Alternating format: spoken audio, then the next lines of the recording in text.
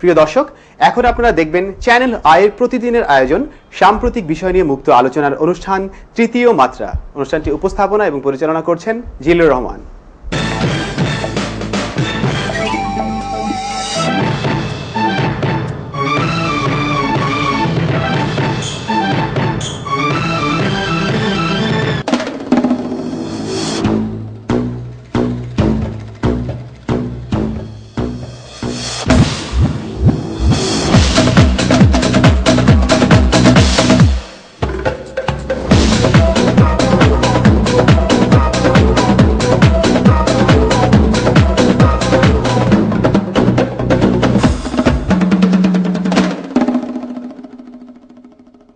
সুধী দর্শক মণ্ডলী, আপনাদের আমন্ত্রণ তৃতীয় মাত্রা দেখবার জন্য। সর্বশেষ আলোচিত বিষয়গুলো নিয়ে টকশোর অনুষ্ঠান এই তৃতীয় মাত্রা। আমাদের আজকের অতিথি গণপ্রজাতন্ত্রী বাংলাদেশ সরকারের মাননীয় প্রধানমন্ত্রী সংসদ বিষয়ক উপদেষ্টা, সাবেক মন্ত্রী, বাংলাদেশের অন্যতম আলোচিত স্বনামধন্য পার্লামেন্টারিয়ান এবং সম্ভবত বাংলাদেশের রাজনীতিতে একজন অন্যতম বিতর্কিত ব্যক্তি জনাব সালাউদ্দিন কাদের চৌধুরী। কেমন আছেন আপনি? আমরা আপনার সঙ্গে বেশ কিছু বিষয় সাম্প্রতিককালে আপনাকে কেন্দ্র করে আলোচিত হয়েছে, সেসব বিষয়ে আলোচনা করব। প্রথমেই জানতে চাচ্ছি আমি যেটি, যে সর্বশেষ আপনারা অবশেষে সংসদীয় স্থায়ী কমিটিগুলো গঠন করলেন, এত দেরি করলেন কেন? প্রায় আপনাদের মেয়াদ তো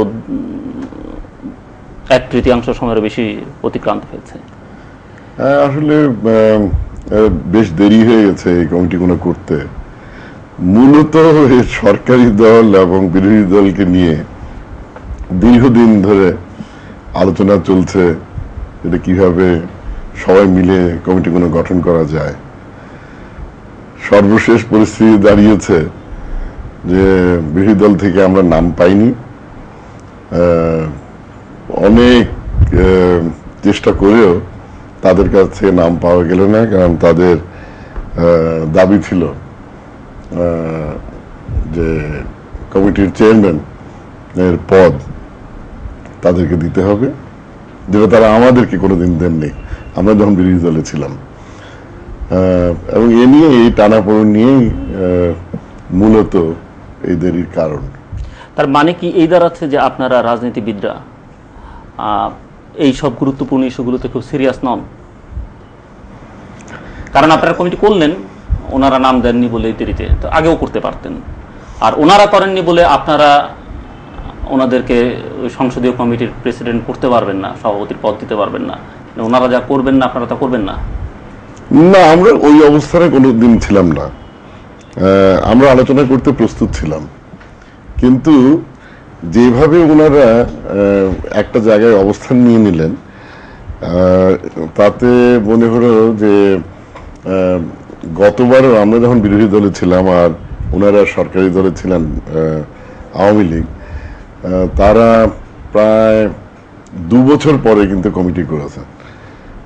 পরে আমরা বুঝতে পারলাম যে বোধহয় তারাই চেষ্টা করছে যে এই কালক্ষেপণ করে যে আমরাও যাতে তাদের চেয়ে আরো দেরিতে কমিটি করি, সেই কৌশল নিয়ে বোধহয় অবলম্বন করছিলেন। আমরা চাচ্ছিলাম না যে এককভাবে কমিটিগুলো করা হোক, এবং আমরা মোটামুটি একটা সমঝোতার মাধ্যমেই করতে চেয়েছিলাম। আমরা তো এই বিএনপি দলই, আমরা তো আগে বিরোধী দলকে সংসদীয় কমিটির চেয়ারম্যানশিপ দিয়েছি। সর্বপ্রথম দ্বিতীয় সংসদে আপনাদের নিশ্চয়ই স্মরণ থাকবে যে আমাদের পাবলিক অ্যাকাউন্টস কমিটি, যেটা সবচেয়ে গুরুত্বপূর্ণ কমিটি সংসদের, সেটার চেয়ারম্যান কিন্তু বিরোধী দলের সদস্য ছিলেন, আতাউর রহমান খান সাহেব ছিলেন। এবং এটা জিয়াউর রহমান সাহেবের, শহীদ জিয়ার আমলেই এটা কিন্তু আমরা করেছি। 1990 সালের পর তো দেশের রাজনীতির ধারা একটু পরিবর্তিত হয়েছে। মানুষ অন্তত তাদের নিজেদের অধিকার প্রয়োগের একটা জায়গায় পেয়েছে যে 5 বছর পর ভোট দিতে পারে, তো তাদের কিছু প্রত্যাশা আছে। সেই প্রত্যাশা পূরণগুলো তো আপনাদের এখন করা উচিত, তাই নয় কি? তা তো নিশ্চয়ই। বাট আপনি একজন অভিজ্ঞ পার্লামেন্টারিয়ান, সংসদে আপনাকে খুব ভালো মানায়। তো আপনি কি বলতে পারবেন যে সংসদ, যে কাঙ্ক্ষিত সংসদ, সেটি আমরা পেয়েছি, বা একটি কার্যকর সংসদকে আমরা পাচ্ছি? আপনার উপহার দিতে পারছেন? এটা অ্যাবসলিউট টার্মে উত্তর দেওয়া যাবে না।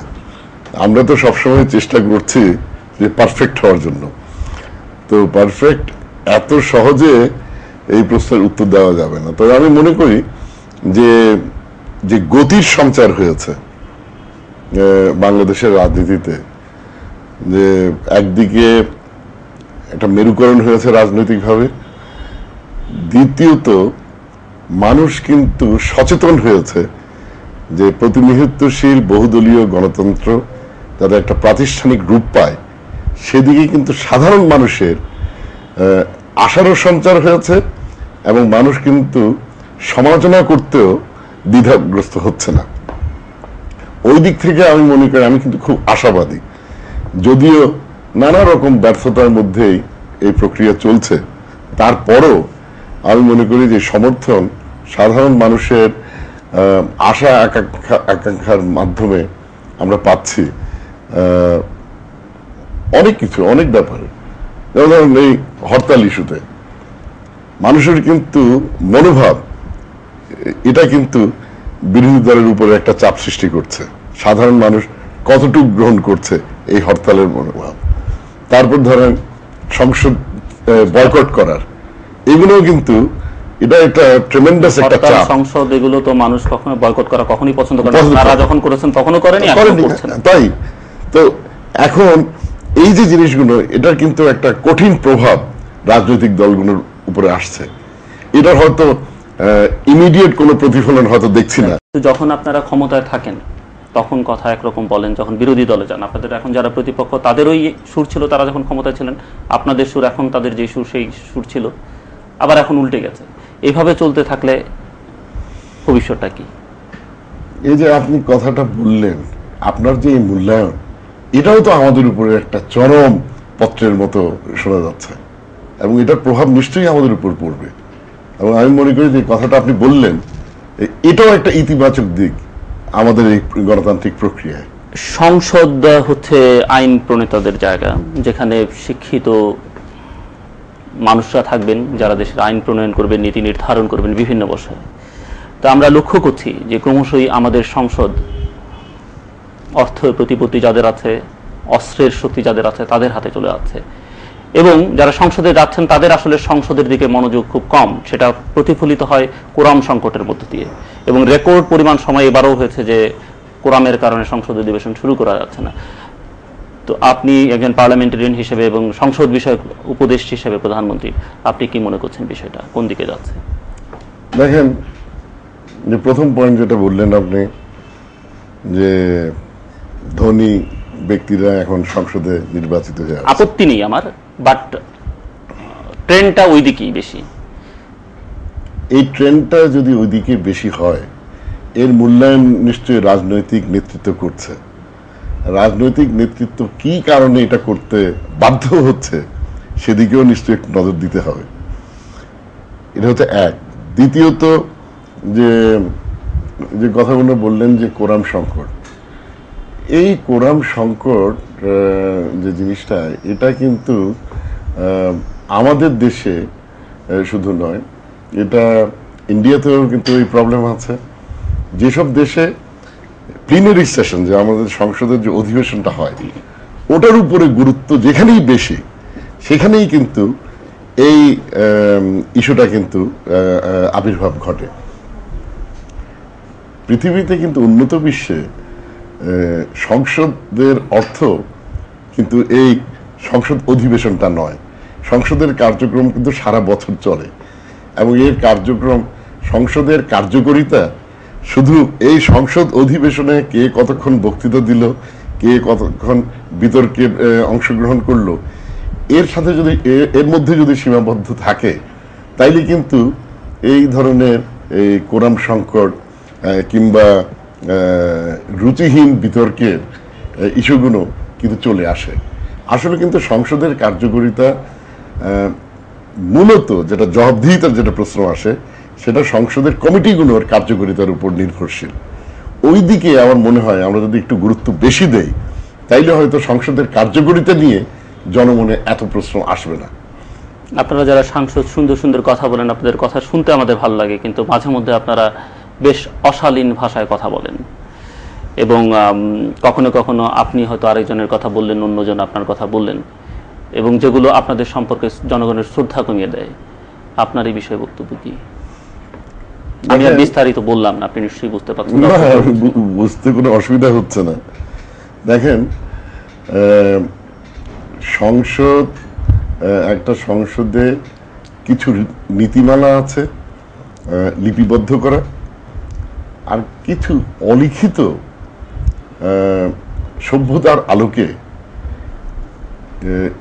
রুচির অন্তর্ভুক্ত কিছু ব্যাপার আছে যেগুলো অলিখিত থাকে।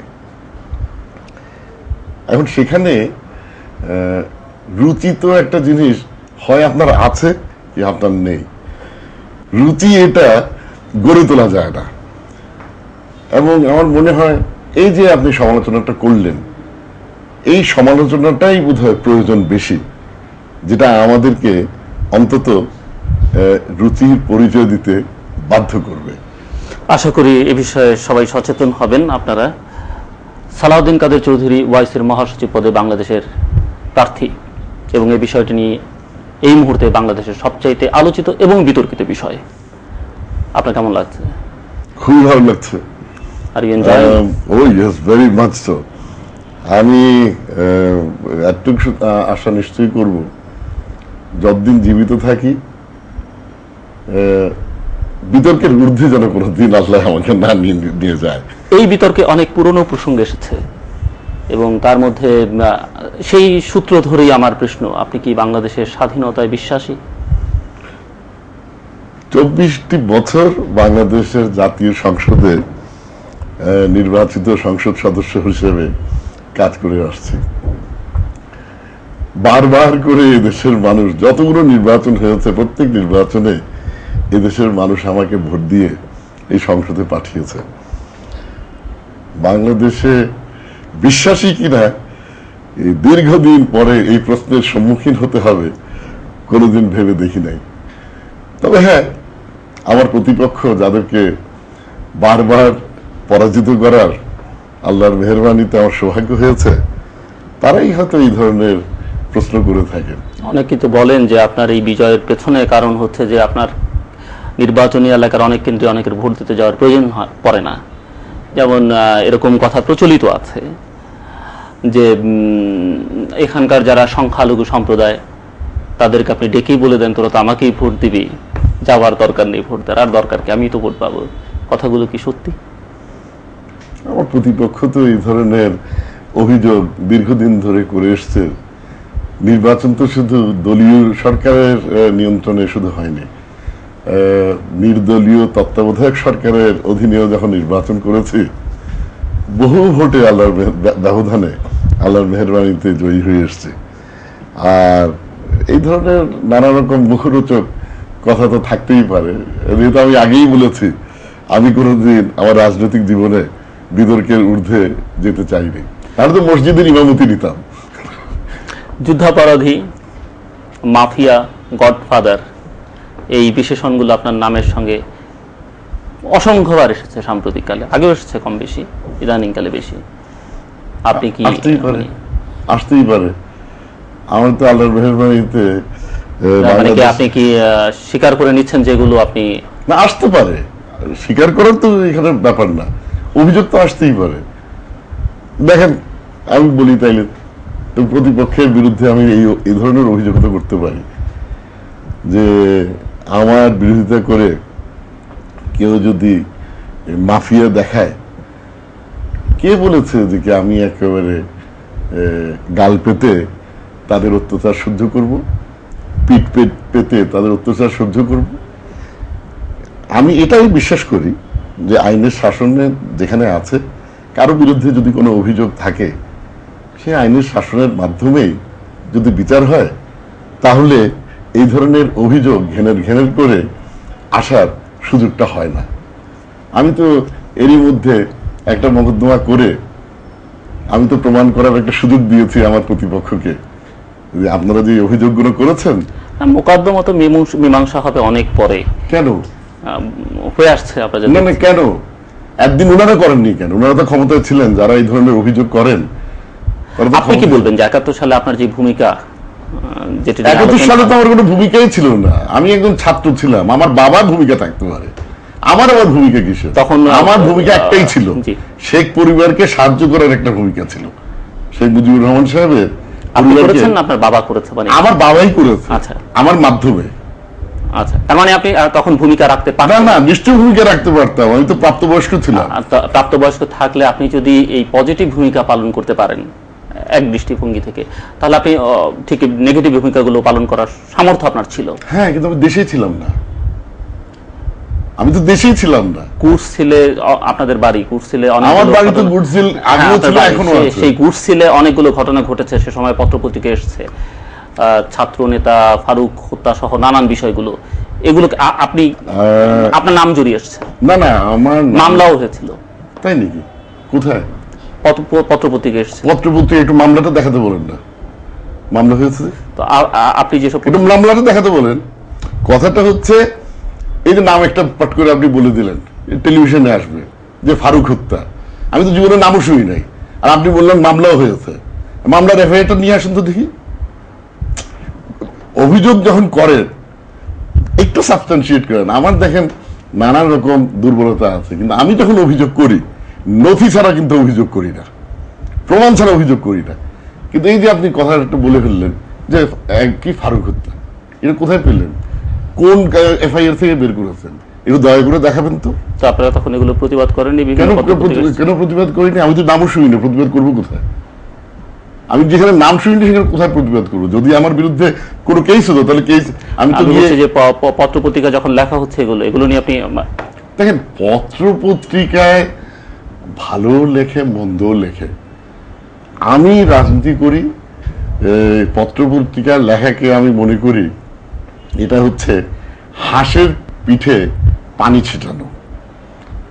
It's water off a duck's back. আমি পলিটিশিয়ান, পত্রপত্রিকা দেখে আমি তো রাজনীতি করি না। পত্রপত্রিকা দেখে করেন না, কিন্তু পত্রপত্রিকার ভূমিকা তো আপনি অস্বীকার করতে পারেন না। না, অস্বীকার তো করি না। এটাও তো স্বীকার করবেন যে সালাউদ্দিন কাদের চৌধুরী পত্রিকা যদি না থাকে, যে আপনি একটু আগে বলেছেন যে আপনি বিতর্ক পছন্দ করেন, বিতর্কের কারণেই আপনার নাম আসে। মনে করুন যে কাল সকাল থেকে কোনো পত্রিকায় সালাউদ্দিন কাদের চৌধুরী নামই লেখা হলো না, কোনো টেলিভিশনে তার চেহারা দেখা গেল না, কেমন লাগবে আপনার? খুব একটা খারাপ লাগবে না, সাধারণ মানুষ যদি গ্রহণ করে। সাধারণ মানুষ তো তখন জানারই সুযোগ থাকছে। আপনার পত্রপত্রিকা বাংলাদেশের কজনের পরে? পত্রপত্রিকা যত ওই একজন পরে। আমি আপনাকে বলতে পারি, আপনি মিডিয়ার এটা একটু সেন্সাস রিপোর্টটা একটু দেখে নিন, দেখি পত্রপত্রিকা কজনে পড়ে, তারপর টেলিভিশন, আপনাদের টেলিভিশন কজনে দেখে, তারপর রেডিও কজনে দেখে। হাইয়েস্ট কিন্তু ইয়ে হচ্ছে পার্সেন্টেজ হচ্ছে রেডিওর। আমার নাম কয়বার রেডিওতে বলে? এই গত 24 বছরে কয়বার বলেছে রেডিওতে? তারপরে তো সালাউদ্দিন কাদের চৌধুরী। মোটামুটি পল্টনে দাঁড়ালে একটা আওয়াজ তো হয় যে সালাউদ্দিন কাদের চৌধুরী। আপনি পত্রপত্রিকা সম্পর্কে যে ভাষায় কথা বলছেন, আপনি লিখেছেন, বলেছেন, কয়েকটি পত্রিকার সম্পাদক সম্পর্কে বলেছেন, জয়নাল হাজারী সাহেবের আগে সংসদে একজন সম্পাদক সম্পর্কে বলেছেন। জয়নাল হাজারী এবং সালাউদ্দিন কাদের চৌধুরীর মধ্যে পার্থক্য কোথায় আপনিও বলেছেন। আমি তো সংবাদপত্রের বিরুদ্ধে কোনোদিন কথা বলিনি। কি বলেছেন? কি বলেছি বলেন? যেগুলো নিয়ে লেখা না, বলেন কি বলেছি। আপনি একটি পত্রিকার সম্পাদক সম্পর্কে বলেছেন। নো, কোন পত্রিকার সম্পাদক সম্বন্ধে আমি বলি নাই। এই তো আপনাদের এখানে দুর্বলতা। বন্ধু হিসেবে না, না, কোন সম্পাদকের আমি সম্পাদকও বলি নাই, পত্রিকার প্রকাশক নো, কোনোদিন বলি নাই।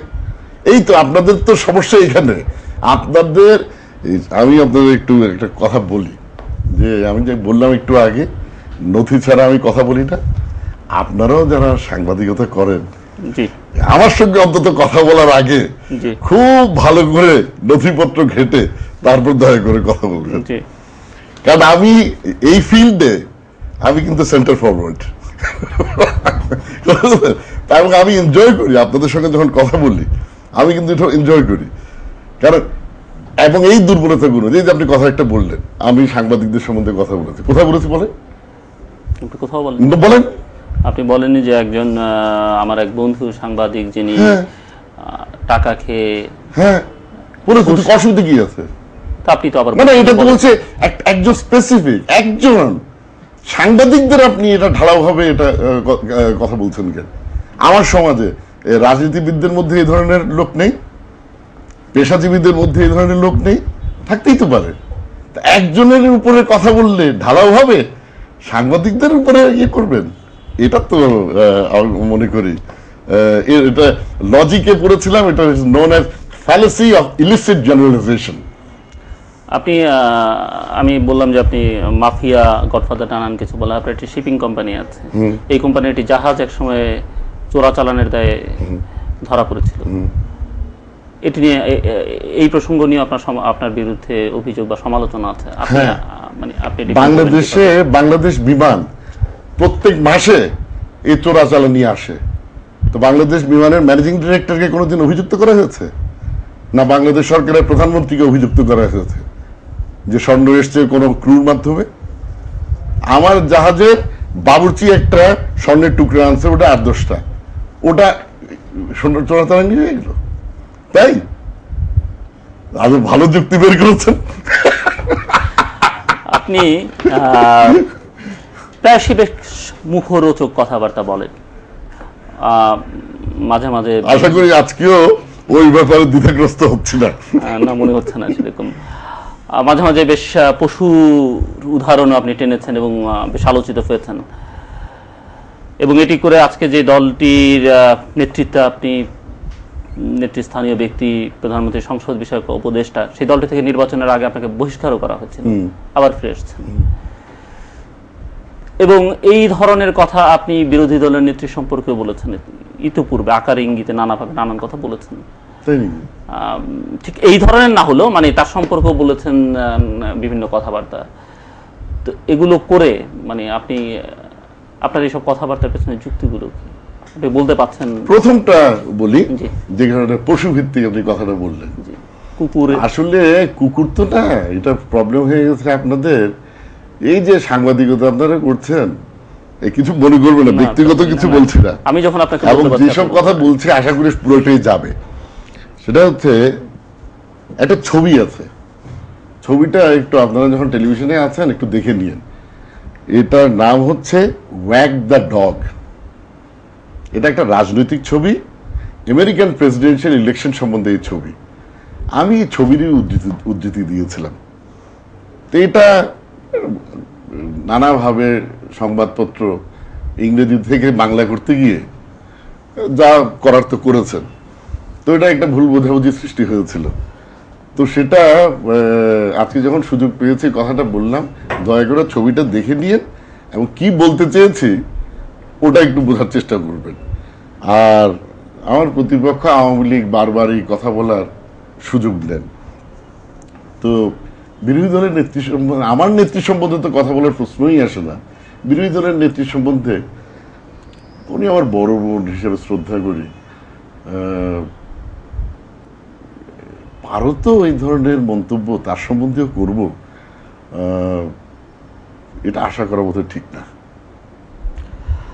আপনি প্রায়শই বাঙালি সংস্কৃতি, বাংলাদেশের স্বাধীনতা এগুলো নিয়ে কথা বলেন, এবং আপনি নিশ্চয়ই লক্ষ্য করেছেন যে আপনার সব মাঝে মধ্যে কথাবার্তা নিয়ে বলা হয় যে আপনি এগুলোর বিরোধিতা করছেন।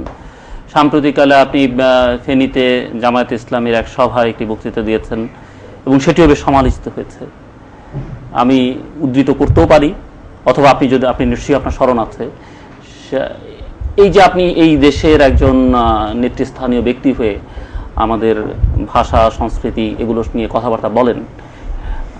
দেখেন, আপনাকে একটা জিনিস বলি, আপনি যে বললেন আমাদের ভাষা, আমার ভাষাটা কি? বাংলা। হ্যাঁ, নিঃসন্দেহে বাংলা। হয়তো চাটগিয়ে বলতে পারেন, এতটুকুই অভিযোগ থাকতে পারে, এতটুকুই বলতে পারেন। আপনি যে বলছেন আমাদের ভাষা সংস্কৃতি, আমি নেতৃত্ব দেই, আমি তো পাবলিক ওপিনিয়ন মোল্ড করার লোক, আমাকে তো বলতে হবে যে কি এই সংস্কৃতি কোন দিকে ধাবিত হবে। আমার যে সংস্কৃতির জায়গায় আমার দেশে যে অপসংস্কৃতিগুলো আছে, যেগুলো আমি হয়তো পছন্দ করি না, তার বিরোধিতা না করলে তো রাজনৈতিক নেতা হলাম কিভাবে? আপনি কি শহীদ মিনারে যাওয়া পছন্দ করেন? কেন পছন্দ করেন? আমি নিজেও তো গেছি, নিজেও যাই। কেন? যেমন না, আমার বক্তব্যটা কি ছিল? আমার বক্তব্যটা ছিল সংস্কৃতি, বাংলার সংস্কৃতিকে শহীদ মিনারে শুধু বছরে একবার শহীদ মিনারে খালি পায়ে হেঁটে আর বছরে একবার পান্তা ভাত খেলে আমার বাংলাদেশের সংস্কৃতি এর মধ্যে সীমাবদ্ধ না। বক্তব্য ছিল এরকম। আরো কিছু ছিল তার সঙ্গে, বাঙালি মেয়েরা যেভাবে যায়। না, বাঙালি মেয়েদের কথা বলিনি।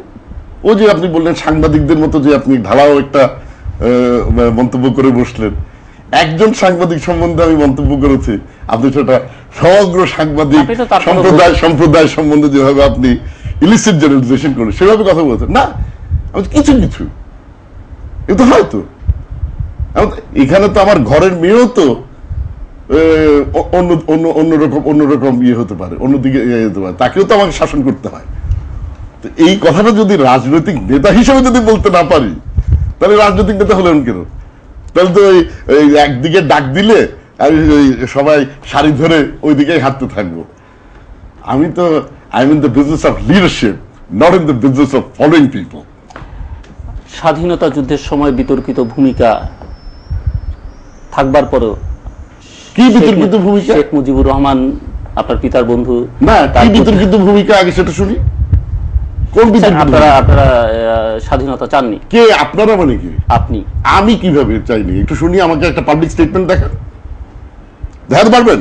আপনার বাবা? আমার বাবা তো পাকিস্তান মুসলিম লীগের প্রেসিডেন্ট ছিলেন এবং প্রকাশ্যে উনি পাকিস্তানের অখণ্ডতাতে বিশ্বাস করতেন, এবার কোনো সন্দেহ নাই।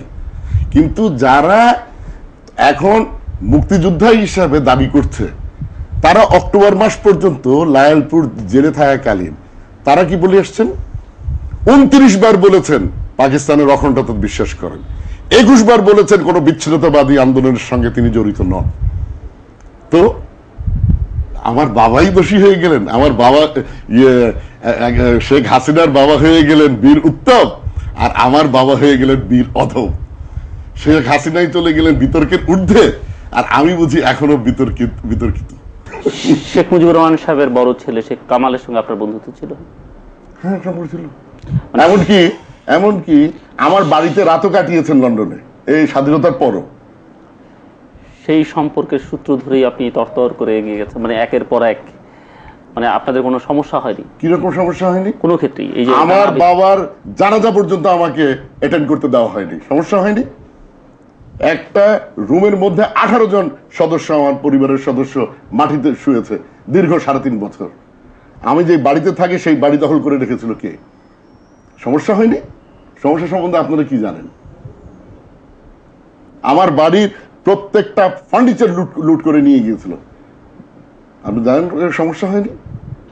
দর করে কি করেছি দেখেন। যাদের সম্বন্ধে কথা বলছেন, যাদের পক্ষে আপনি আজকে ওকালতি করছেন, আমি কারো পক্ষে নিয়ে কথা বলছি না। যে কথাগুলো আপনি বলছেন আমিও কিছু উত্থাপন করে যাই, তাহলে আপনাকে আশা করি এগুলো সব প্রকাশ করবেন।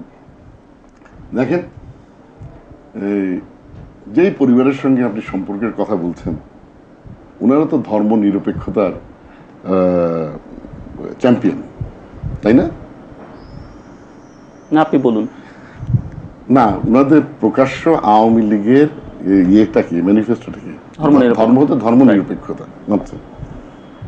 আরো একটা ব্যাপার আছে, পেশায়ও কিন্তু সারা জীবন কিন্তু তারা ধর্ম নিরপেক্ষ ছিল। আমার বাবার একটা পেশা ছিল, আপনার বাবারও নিশ্চয়ই একটা পেশা ছিল। কিন্তু যারা এখন এসব বড় বড় কথা বলেন, তাদের নিজেরও কোনো পেশা নেই, তাদের বাবারও কোনো পেশা ছিল না। এই যে আজকে আমাদের সমাজে দেখেন বিভিন্ন বিশেষণযুক্ত কিছু নাম শোনা যায়, যে যারা চাঁদাবাজি করে, খাওয়াখাই বেচারাদের নাম চাঁদাবাজ হিসেবে প্রকাশ পাচ্ছে। চাঁদাবাজির প্রাতিষ্ঠানিক রূপকে দিয়েছে, আপনি যে আজকে বললেন, আপনি কার কথা ইঙ্গিত করতে চাইছেন? কি ইঙ্গিত করতে চাইছেন? কেন ইঙ্গিত করবো? আপনি বুঝেন পেশার কথা বলছেন না। যারা ধর্ম নিরপেক্ষতা বিশ্বাস করে, যারা ধর্ম নিরপেক্ষতার চ্যাম্পিয়ন, তাদের কথা বলছি, যে তাদের পেশাও তো নিরপেক্ষ। তাদের পেশা কি? তারা এখন অভিযোগ নিয়ে আসে কি কোকো 1 কোকো 2 অভিযোগ নিয়ে আসে না? তারা চায় শহীদ জিয়ার ছেলেরা যেন সেলিমুল্লাহ মুসলিম অরফানেজের এতিমখানায় নাম লিখিয়ে রাখে, তাদেরও যেন পেশা না থাকে। তারা চায় তাদের সংসারের খরচটা যেন চাঁদার থেকে আসে, ওরাই অভিযোগ তুলে। আপনার শক্তির উৎস কোথায়? আমার জনগণ এবং রব্বুল আলামিন। এটা বুঝতে অসুবিধা হচ্ছে? আপনি মিন করেন? নিশ্চয়ই, আল্লাহর মেহেরবানিতে এখনো তো অপরাজিত। এখন বলেন দেশ কেমন চালাচ্ছেন আপনারা? এটা তো মূল্যায়ন জনগণ করবে, সেটা তো আরো 3 বছর পরে করবে, কিন্তু 3 বছরে তো জনগণ। আমরা চেষ্টা করছি যে আমাদের নির্বাচনী অঙ্গীকার যেগুলো আছে সেগুলো বাস্তবায়ন করতে। আমাদের প্রধানমন্ত্রী আপ্রাণ পরিশ্রম করছেন, চেষ্টা করছেন যে আমাদের নির্বাচনী অঙ্গীকার যেগুলো আমরা করেছি সেগুলো বাস্তবায়ন করতে। আমরা সম্পূর্ণ সফল হয়েছি এই দাবি তো করছি না, কিন্তু নিশ্চয়ই আমাদের আন্তরিকতার কোন অভাব আছে প্রধানমন্ত্রী কিংবা 4 দলীয় ঐক্যজোট সরকারের। এটা কিন্তু আমাদের যত বড় শত্রুই হোক না কেন এই অভিযোগ আমাদের বিরুদ্ধে আনতে পারবে। সুশাসন থেকে কিছুটা দূরে আপনারা, সুশাসন থেকে দূরে না হলেও আমরা এখনো কাছে পৌঁছাতে পারিনি, এবং কাছে পৌঁছানোর চেষ্টাই আমরা লিপ্ত আছি। আইন শৃঙ্খলা পরিস্থিতি সেটাও চেষ্টা করছি, ভীষণ খারাপ। ভালো তো আমি নিশ্চয়ই বলবো না, কিন্তু ওটাও চেষ্টায় আছি ভালো করার। আপনারা দেখেছেন দ্রুত বিচারের আদালত করা হয়েছে। প্রত্যেক দিন আপনারা এক একটা দেখছেন চাঞ্চল্যকর কিছু হত্যাকাণ্ডের বিচার হয়ে যাচ্ছে। এটার কিছু যে এফেক্ট হচ্ছে না তা তো বলতে পারবেন না। তারপর আমরা তো বাংলাদেশ সেনাবাহিনী পর্যন্ত নামিয়েছিলাম আইন শৃঙ্খলা পরিস্থিতি নিয়ন্ত্রণে আনার জন্য। কিছু যে উন্নতি হয়নি তা আশা করি আমাদের সমালোচকরাও দাবি করবে না। শেষ প্রশ্ন আপনার কাছে, দেশে এই প্রবল বিরোধিতার পরেও ওয়াইসের মহাসচিব পদে আপনি কি শেষ পর্যন্ত প্রার্থী থাকছেন, এবং প্রার্থী থাকলে জয়ী হচ্ছেন কিনা? দেশে প্রবল বিরোধিতা তো আমি দেখি নাই, আমি আওয়ামী বিরোধিতা দেখেছি।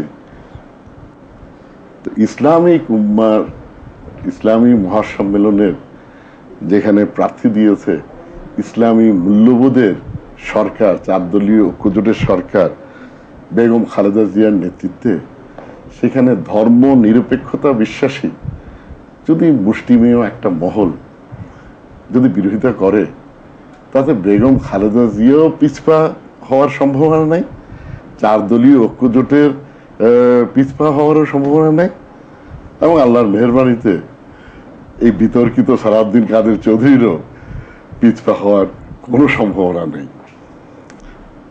আর যেটা জয় পরাজয়ের কথা বলেছেন, আল্লাহর মেহেরবানিতে উভয়েরই আমার একটা অভিজ্ঞতা আছে। আমি তো আপনারা জানেন একাধিক কনস্টিটিউয়েন্সিতে ইলেকশন করেছি, জিতে এসছি, কোনো জায়গায় তো হেরেও এসছি।